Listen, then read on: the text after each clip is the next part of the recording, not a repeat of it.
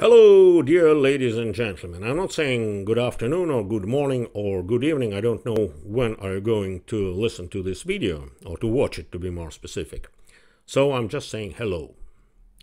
Today I would like to say a few words about freedom, democracy, and weapons, and how they are connected. Well, I have a couple of videos devoted to what democracy is, and I'll put a couple of links here in the comments. And I would strongly recommend you to watch those videos and to listen to them, and maybe you will be able to answer a simple question. Do we have democracy today, or maybe it's post-democracy, like postmodernism, post-humanity, etc.? It's up to you to decide. But I would like to draw your attention to a couple of historical facts. Well, historical fact number one. Since time immemorial, in all civilizations that preceded our civilization, and in our civilization as well, there was a major difference between slaves and free people. Free men, as they were called. Well, sorry, the civilization was created by men, with the support of women, of course. The difference was that a free person, a free man, was entitled to possess weapons and even to wear those weapons. Slaves didn't have that right. That's only one fact. Another fact is that, as far as I know as a historian, each time when the authorities or elites wanted to disarm the population, signaled the preparation to something really bad, so that there would be no resistance. The first two regimes in the 20th century that put a restriction on the possession of firearms were the Communist Soviet Union and Nazi Germany. Before that, those restrictions never existed in the civilized world. And in Soviet Russia, in the Soviet Union, even hunting knives were under control. So they had numbers, and you were supposed to have a special permission to possess a hunting knife, not to mention a hunting rifle. By the way, quite recently, probably a year ago, the so-called President Joe Biden of the United States, while making a speech about the disarmament of American population, mentioned something I cannot quote, but I'm saying that in my own words. Why are you so attached to your rifles and handguns? What can you do against the aircraft carrier? Oh, aircraft carrier? Against the American people? Give me a break. But that was sad, you know. And it was very sad that it was said. But, okay, let's leave contemporary USA aside. Let me say a few words about some events of distant history. You probably know, I'm sure you know, that again, since time immemorial, the elites or the governments had armies, and the major element of those armies were heavy armed cavalrymen who were wearing all sorts of armor, like, for example, this one, which was protecting the chest and stomach of a knight or a heavy cavalryman of ancient Rome, or even before that. You see, if your body is protected with such an armor, it's very hard to pierce it with an arrow, or with a knife, or even with a battle axe. Possible, of course, but not very easy. And boasting such an armor, and let's say a nice sword in the Middle Ages, like this one, I'm going to show it to you. Oops. Excellent tool, by the way. The knights were fighting with those tools against each other, and sometimes it could pierce the armor, or at least harm the body of the person protected by that armor. But with a club or with a spear, it was very hard to do anything against a heavy cavalryman or a heavy knight. But of course, yeah, let me say that heavy cavalrymen of ancient Persia or ancient Rome or of any European country of the medieval period, heavy armed cavalryman or a knight in Europe was like an aircraft carrier or a tank at least. And what could you do against an aircraft carrier or a tank of the ancient times?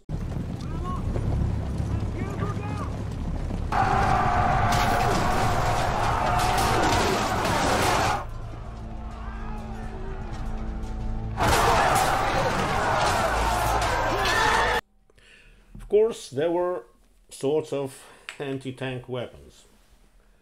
One of them was a crossbow. If you don't know what it is, maybe you don't, maybe you do. Well, this is a contemporary crossbow. The first crossbows were much more primitive. They were invented in ancient Greece during the period of ancient Greek democracy, by the way. And they were known as gastrafets. A bolt, the arrow used in a crossbow was called a bolt, could pierce any armor.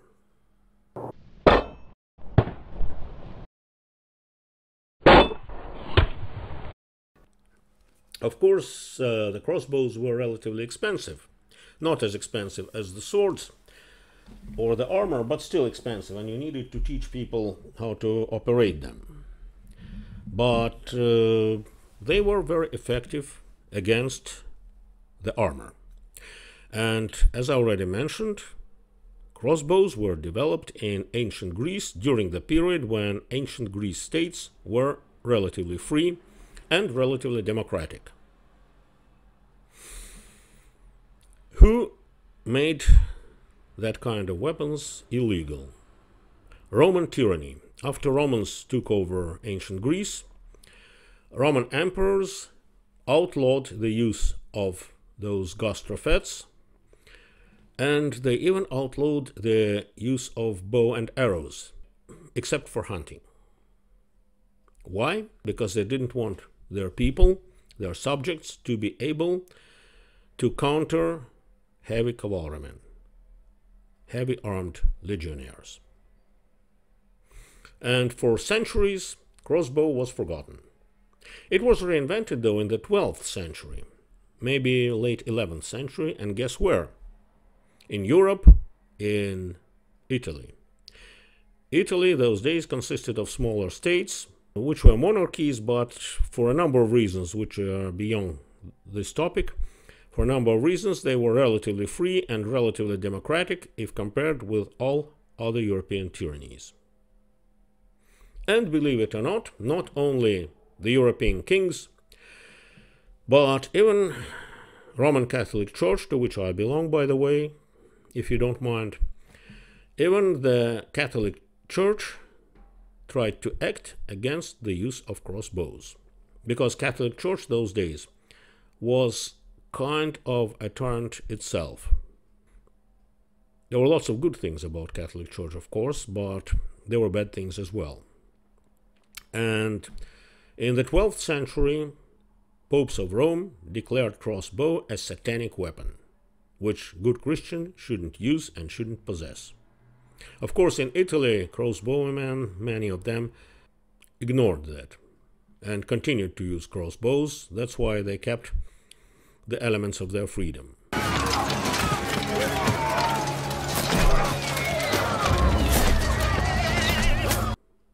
But again, crossbow was effective, but not that effective.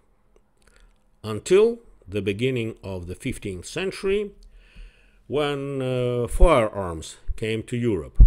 They came originally from China, where they were used mostly for entertainment or for psychological pressure on the enemy, not too effective in battle. From China, they came to the Arabs.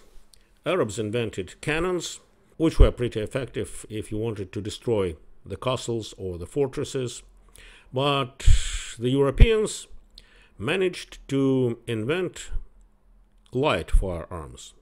known as arquebuses, and each arquebuse could be used by an individual, and it was cheap to create. Speaking about the firearms, well, this is not an arquebuse, this is a musket. I don't have arquebuses in my collection, but this is an old musket. Principle is the same, but arquebuse was way more primitive.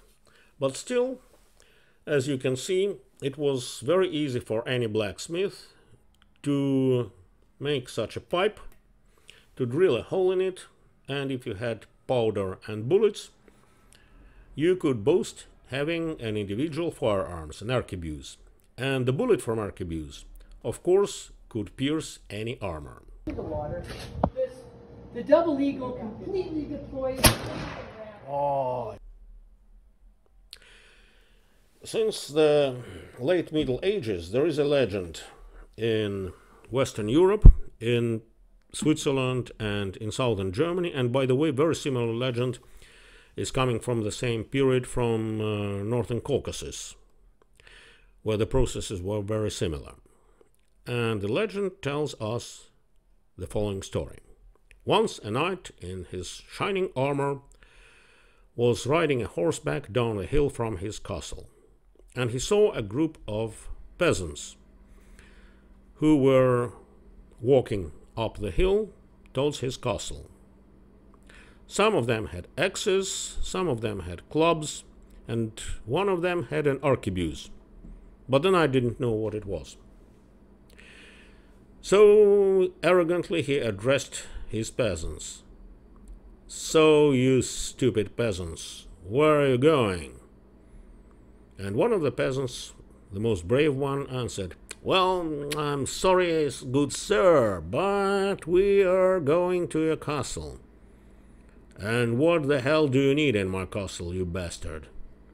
"Well, I'm sorry again, sir, but we're going to kick you out of your castle. You know what? We had enough of you, and we don't want to pay you anymore." "You don't want to pay what?" asked the knight. "Look at yourself and look at me. Who the hell you think you are? Right now, I'm going to draw out my sword and chop you into pieces. And the others I will chase them down the hill with my whip, as I usually did when you were dissatisfied with something." "Well, we'll see what you're going to do, good sir," said a man with an arquebuse. And he shot at the knight, at the baron. And of course the arquebuse bullet pierced the armor, and the poor baron fell off his horse dead.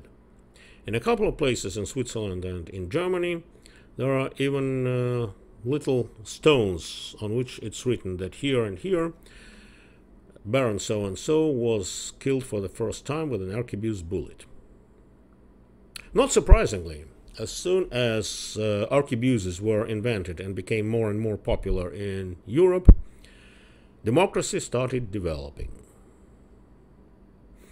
Isn't that interesting? Well, that's all actually I wanted to say, and I wish all the freedom-loving people would keep that in mind. And of course, you should obey the criminal code of your country, and you shouldn't acquire forbidden weapons unless you get permission. But I personally would recommend everyone to get that permission and to be armed just in case, you know. I would add to the above that mercy is an integral part of our civilization. But how can you be merciful if you cannot harm anyone? If you are a hedgehog without needles, or a turtle without its armor, then is just the words. However, if you are armed, even if you don't have firearms, even if you don't have a sword, but for example, if you know battle arts and you can operate with your hands and feet, you can be merciful when you have a choice to harm someone or not to harm someone. If you choose deliberately not to harm a person, then there is mercy in your heart. But that's my personal opinion. Maybe I'm wrong. Anyway, wishing you all the best and have a lovely rest of the day or night. Bye bye.